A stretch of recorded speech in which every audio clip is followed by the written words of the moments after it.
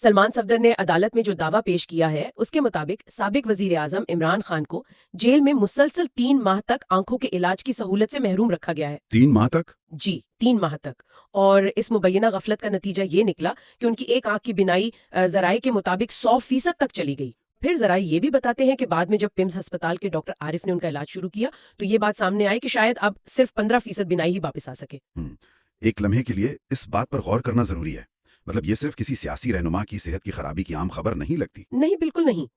کیا واقعی کسی بھی نظام میں طبی امداد کی فراہمی میں اس قدر تاخیر محض غفلت ہو سکتی ہے، یا اس کے پیچھے کوئی اور محرکات کار فرما ہوتے ہیں؟ ذرا اس کو بریک ڈاؤن کریں۔ اگر ہم اس کا نفسیاتی اور اسٹریٹجک پہلو دیکھیں نا تو ریاست کی تحویل میں موجود کسی بھی اہم قیدی کے حوالے سے معلومات کا یہ جو ابہام ہے یہ ایک سوچے سمجھے دباؤ کے طور پر استعمال ہوتا آیا ہے۔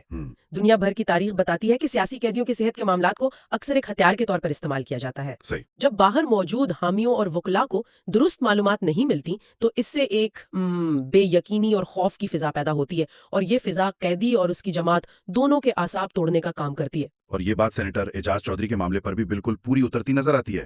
ذرائع کے مطابق ان کے گردے صرف 20% کام کر رہے ہیں، اور پھر اچانک ایک جھوٹی خبر پھیلا دی جاتی ہے کہ انہیں ہسپتال منتقل کر دیا گیا ہے۔ جی، فیک نیوز۔ ہاں، جبکہ حقیقت میں وہ جیل ہی میں ہوتے ہیں۔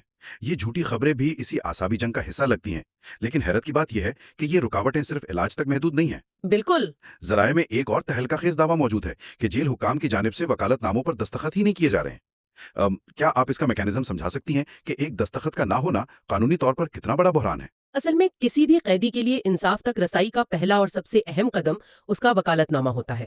قانون کے مطابق جب تک جیل کا سپرنٹینڈنٹ یا کوئی متعلقہ افسر اس کاغذ پر دستخط کر کے تصدیق نہیں کرتا کہ قیدی نے واقعی اس وکیل کو مقرر کیا ہے تو وہ عدالت میں نہیں جا سکتا؟ بالکل نہیں جا سکتا۔ تب تک وہ دستاویز عدالت میں پیش ہی نہیں ہو سکتی۔ یعنی اگر جیل انتظامیہ صرف ایک قلم کی روشنائی استعمال کرنے سے انکار کر دے تو اپیل دائر کرنے کا پورا عدالتی اور قانونی نظام وہیں رک جاتا ہے۔ یہ ایک ایسی خاموش بیوروکریٹک رکاوٹ ہے جسے ذرائع میں ہٹلر کے دور کی پابندیوں سے بھی بدتر قرار دیا گیا ہے۔ یہی وجہ ہے کہ عالمی سطح پر اس کا نوٹس لیا جا رہا ہے۔ دی ٹیلی گراف کے ایک حالیہ آرٹیکل کا حوالہ دیا گیا ہے جس میں عمران خان کو ایک چمکتا ستارہ قرار دیا گیا ہے جسے 1000 دن سے قید میں رکھا گیا ہے۔ جب بین الاقوامی پریس ایسی زبان استعمال کرتا ہے تو اس کا ملک کے عدالتی تشخص پر کیا اثر پڑتا ہے؟ دیکھیں، اس سے عالمی سطح پر ملک کے نظام عدل کی ساکھ کو بہت شدید دھچکا لگتا ہے۔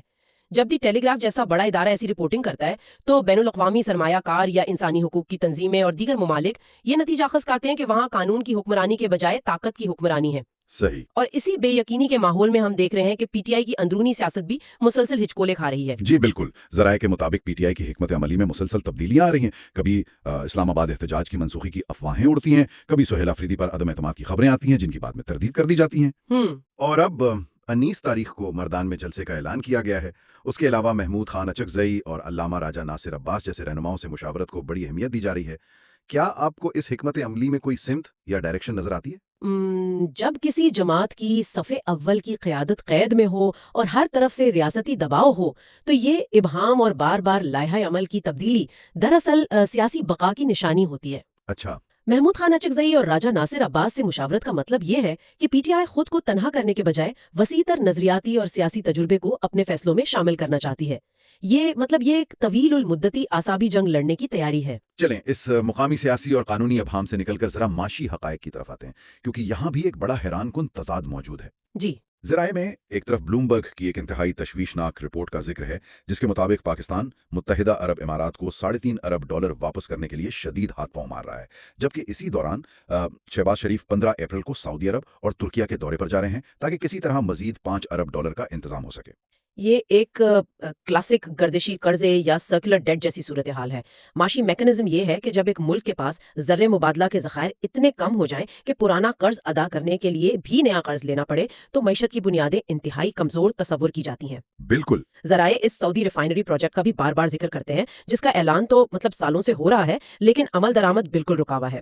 بلومبرگ کی رپورٹ دراصل اس خستہ حال زمینی حقیقت کا پردہ چاک کرتی ہے جسے اکثر بیانیے کے پیچھے چھپانے کی کوشش کی جاتی ہے۔ میں یہاں ایک بات کو چیلنج کرنا چاہوں گا۔ اگر ملکی معیشت اس نہج پر ہے کہ پرانے قرضے اتارنے کے لیے نئے قرضوں کی تلاش ہے، بجلی کے بلوں نے عوام کا جینا محال کیا ہوا ہے اور گندم کی خریداری کے بحران نے کسانوں کو سڑکوں پر لا کھڑا کیا ہے، تو پھر ذرائع میں پیش کیے گئے اس آئی پی او آر سروے کے نتائج کیسے ہضم کیے جائیں؟ وہ سروے جی، جس میں دعویٰ کیا گیا ہے کہ پنجاب کے 69% عوام مریم نواز کو बेहतरीन वजीर आला मानते हैं और 32% ने तो उनकी कारकर्दगी को बाकायदा आउटस्टैंडिंग करार दिया है। मतलब जराए में तो उस पर तंज भी किया गया है कि शायद उन्हें स्कूल में भी कभी इतने नंबर नहीं मिले। कोई भी ज़ीशऊर इंसान ये पूछेगा कि ये आदाद-ओ-शुमार इन ज़मीनी हक़ाइक़ से कैसे मेल खाते हैं? ये सवाल बिल्कुल बजा है और यहीं पर रायशुमारी और सर्वेज की साइंस को समझना जरूरी है। देखें, सियासी और समाजी सर्वेज महज आदात शुमार नहीं होते, बल्कि ये अक्सर एक खास नैरेटिव बनाने का टूल होते हैं। सही। जब सर्वे के सवालात एक खास अंदाज में पूछे जाएं या उनका सैंपल साइज सिर्फ किसी मखसूस इलाके तक महदूद रखा जाए तो मनपसंद नताइज हासिल किए जा सकते हैं।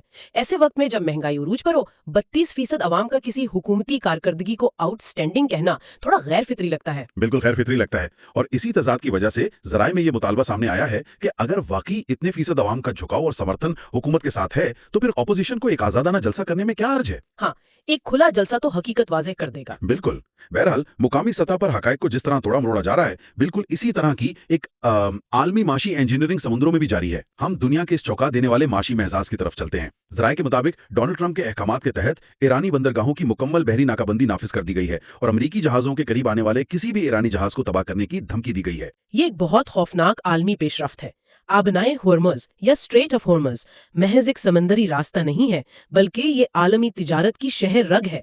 दुनिया भर में रोजमर्रा इस्तेमाल की अशिया की कीमतें और मैन्युफैक्चरिंग की जो लागत है वो इस रास्ते के खुले रहने से जुड़ी हुई है। सही। लेकिन वॉल स्ट्रीट जर्नल की जो रिपोर्ट जराए ने पेश की है वो इससे भी ज्यादा हैरानकुन है। इस सख्तरीन अमेरिकी नाकाबंदी के बावजूद अमली तौर पर आबनाए होर्मुज पर अब भी ईरान का कंट्रोल है। लेकिन ये कैसे मुमकिन है? मतलब जराए के मुताबिक जहां जंग से पहले रोजाना 125 सुपर टैंकर्स गुजरते थे, अब वहां से बमुश्किल 10 से 15 टैंकर्स गुजर रहे हैं। जब ट्रैफिक इतनी गिर गई है तो फिर ईरान इसका फायदा कैसे उठा रहा है? ये कंट्रोल कैसा है? असल कहानी ही यही है। इन 10-15 गिने चुने टैंकर से ईरान वहां से गुजरने का एक टोल टैक्स वसूल कर रहा है। और सबसे हैरान अंगेज बात यह है कि ये अदायगी क्रिप्टो करेंसी में ली जा रही है। क्रिप्टो करेंसी में? जी, ये वाकई ये बहुत चौंका देने वाली बात है। मैं समझना चाहता हूं कि जब दुनिया की सबसे बड़ी सुपर पावर ने किसी मुल्क की मुकम्मल नाकाबंदी कर दी हो और बैनुल अक़वामी बैंकिंग का निजाम बंद हो, तो ये क्रिप्टो करेंसी का मैकेनिज्म काम कैसे करता है? देखें, क्रिप्टो करेंसी एक ऐसा डिजिटल मालियाती निजाम है जो रिवायती बैंकिंग या आलमी स्विफ्ट सिस्टम से बिल्कुल आजाद काम करता है। जब अमेरिका बैनुल अक़वामी बैंकों पर पाबंदी लगाता है तो डॉलर की तरसील रुक जाती है, लेकिन क्रिप्टो के जरिए ये ट्रांसफर किसी भी बैंक के रेडार पर आए बगैर बराह राह एक डिजिटल बटुए से दूसरे डिजिटल बटुए में हो जाता है। वाह। जराए के मुताबिक ईरान फी बैरल $1 वसूल कर रहा है। अब अगर आप हिसाब लगाएं तो एक औसत सुपर टैंकर में लगभग 20 लाख बैरल तेल होता है। यानी एक जहाज पर $20 लाख? बिल्कुल। सिर्फ एक जहाज के गुजरने पर ईरान को $20 लाख मिल रहे हैं, वो भी बगैर किसी आलमी बैंकिंग ट्रेस के। अगर हम इसे बड़े तनाजुर में देखें तो ये इक्तिसादी जंग की एक बिल्कुल नई और जदीद शक्ल है। जी, ये तो आलमी तिजारत का एक नया और काफी खतरनाक मॉडल बन गया, जहां रिवायती जंग की बजाय मुमालिक समंदरी रास्तों पर क्रिप्टो टूल टैक्स के जरिए एक दूसरे की मईशत का गला घोंट रहे हैं। बिल्कुल ऐसा ही है। और इसी के साथ साथ जराए बताते हैं कि ईरान ने 5 सूबों में तबाह होने वाले रेलवे इंफ्रास्ट्रक्चर को भी तेजी से बहाल करना शुरू कर दिया है। जी, रेलवे को बहाल करने का मतलब यह है कि वो अपनी तिजारत और सप्लाई चेन को समुंदर के पुरखतर रास्तों से हटाकर जमीनी रास्तों पर मुंतकिल कर रहे हैं। वो इस तवील माशी मुहासरे के लिए खुद को अंदरूनी तौर पर तैयार कर रहे हैं। लेकिन इस सारी सूरत हाल में अमेरिका का किरदार और आलमी बरादरी का रद्द-ए-अमल बहुत अहमियत इख्तियार कर गया है। एक्सियोस की रिपोर्ट के मुताबिक जेडी वेंस ने इस्राएली वजीर आजम नेतन्याहू को जिस अंदाज में ब्रीफिंग दी, जराए उसे ऐसे बयान करते हैं जैसे कोई मातहत अपने बॉस को रिपोर्ट दे रहा हो। और दूसरी तरफ चीन ने तेल की सप्लाई में इस भारी रुकावट पर बड़ी सख्त तनकीद की है। द इकोनॉमिस्ट का कहना है कि ट्रंप अपने तीनों बड़े अहदाफ हासिल करने में नाकाम रहे हैं। और सबसे बड़ी नाकामी उनकी सिफारती महाज पर नजर आ रही है। बरतानिया और फ्रांस, जो कि अमेरिका के सबसे करीबी इत्तेहादी माने जाते हैं, उन्होंने इस नाकाबंदी का हिस्सा बनने से साफ इनकार कर दिया है। अच्छा जी, और सूरत हाल इतनी गंभीर हो गई है कि इन मुमालिक ने 40 दीगर मुमालिक की एक कॉन्फ्रेंस बुलाने का फैसला किया है। ये इस बात का सबूत है कि अमेरिका इस यकतरफा और जारिहाना पॉलिसी के बाइस अपने ही पुराने इत्तेहादियों से आलमी सतह पर अलग थलग होता जा रहा है। आलमी फैसलों के मरकज में जो शख्स है उसकी जहनी कैफियत क्या है? जराए ने डोनाल्ड ट्रंप की ट्रूथ सोशल ऐप पर की गई पोस्ट का जो रिकॉर्ड फराहम किया है वो हैरानकुन है। जरा इस टाइमलाइन पर गौर करें। जिस रात इतनी बड़ी आलमी नाकाबंदी का हतमी फैसला होना था, उस पूरी रात का जागना और मुतवातिर सोशल मीडिया पर पोस्टिंग करना। रात 9:49 से लेकर सुबह 4:10 तक वो लगातार मीम्स, पुराने आर्टिकल्स और तनकीद पोस्ट कर रहे थे। ये बिल्कुल ऐसा ही है जैसे किसी अरबों डॉलर की मल्टीनेशनल कंपनी का सीईओ कंपनी की बका का सबसे अहम फैसला नींद की शदीद कमी की हालत में रात के 3 बजे कर रहा हो और साथ ही मीम्स भी पोस्ट कर रहा हो। ये वाकई तशवीशनाक है। जदीद दौर में किसी भी सुपर पावर के सरबराह का ये गैर मुतवक्का रवैया पूरी दुनिया को डिस्टेबलाइज या अदम इस्तेहकाम का शिकार कर सकता है। बिल्कुल। जब फैसले संजीदा सिफारती मुबाहिसों के बजाय रात के पिछले पहर सोशल मीडिया के गुस्से की बुनियाद पर होने लगे तो दुनिया की मईशत और अमन दोनों इंतहाई नाजुक धागे से लटक जाते हैं। और इसी दौरान एक और तनाज़ा खड़ा हुआ। वो मसनूई ज़हानत यानी एआई से बनाई गई ट्रंप की वो तस्वीर थी जिसमें उन्होंने खुद को जीसस यानी हजरत ईसा अलैहिस्सलाम के रूप में पेश किया। हाँ, वो तस्वीर। इस पर तो आलमी मजहबी हलकों, खासतौर पर पोप लियो की जानिब से बड़ा सख्त रद्द-ए-अमल आया। उन्होंने वाज़े कहा कि वो अमन पसंदी पर कायम रहेंगे और उन्हें ट्रंप इंतजामिया की इन हरकतों का कोई खौफ नहीं। देखें, सियासत और मसनूई ज़हानत का ये मिलाप, खास तौर पर मजहब का तड़का लगाकर, ये एक इंतहाई खतरनाक रुझान है। जब कोई रहनुमा खुद को इलाहियाती या मुकद्दस रूप में पेश करने लगे तो वो दरअसल अपने फैसलों पर से हर किस्म की तनकीद और एहतसाब को खत्म करना चाहता है। बिल्कुल सही कहा आपने। लेकिन हकीकत ये है कि ट्रंप को भी शदीद कानूनी दबाव का सामना है। फ्लोरिडा के एक जज ने हाल ही में वॉल स्ट्रीट जर्नल के खिलाफ एप्स्टीन फाइल्स के हवाले से उनका $1 अरब हर्जाने का दावा सिरे से मुस्तरद कर दिया है। तो एक तरफ वो दुनिया की मईशत की चाबियां अपने हाथ में लेकर समुद्रों को बंद करने की कोशिश कर रहे हैं और दूसरी तरफ उन्हें अपने ही मुल्क की अदालतों से कानूनी शिकस्त का सामना है।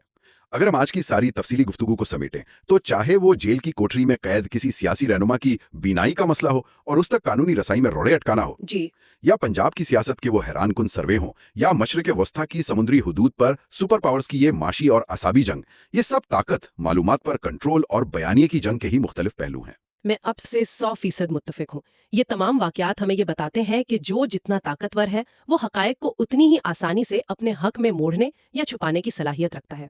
इस पूरी तस्वीर का कैनवस बहुत वसी भी है और संगीन भी। और इन सब संगीन आलमी और मुल्की बहरानों के दौरान ज़राए ने आखिर में एक इंतहाई तंजिया हकीकत की तरफ भी इशारा किया है। ये बताया गया है कि किस तरह हमारे मकामी मीडिया पर हुरीदा फारूकी के लिबास का तनाज़ा एक बाकायदा कौमी मसला बनता जा रहा है। ये बड़ी अजीब बात है। वाकई ये इस बात की तल्ख अक्कासी है कि जब दुनिया इतनी बड़ी मुआशी जंगों और बहरानों से गुजर रही हो, निज़ाम अदल सवालिया निशान बना हुआ हो, तो मुआशरे और ज़राए इब्लाग को किन गैर ज़रूरी और सतही बहसों में उलझा दिया जाता है। बिल्कुल, हम असल मुद्दे से हट जाते हैं। तो आज के इस गुफ्तगू के इख्तिताम पर देखने और सुनने वालों के लिए एक बड़ा सोचने का मौका है। आज के इस जदीद दौर में जहां ताकतवर आलमी रहनुमा मजनूई ज़हानत का सहारा लेकर खुद को देवताओं के रूप में पेश कर रहे हैं और एक बटन दबाकर दुनिया की तिजारत का गला घोंट रहे हैं, वहीं दूसरी तरफ इसी दुनिया में इंसानों को बुनियादी कानूनी हुकूक, एक दस्तखत और इलाज जैसी बुनियादी सहूलियात से महरूम रखा जा रहा है। तो क्या आज के इस पेचीदा उलझे हुए मंजरनामे में सच्चाई, सफारतकारी और इंसाफ की कोई वाज़ेह लकीर बाकी बची है, या फिर क्या हम एक ऐसे दौर में दाखिल हो चुके हैं जहां सच्चाई की जगह सिर्फ और सिर्फ ताकत के बेरहम इस्तेमाल ने ले ली है? इस बारे में जरूर सोचिएगा। आज के जायजे में इतना ही।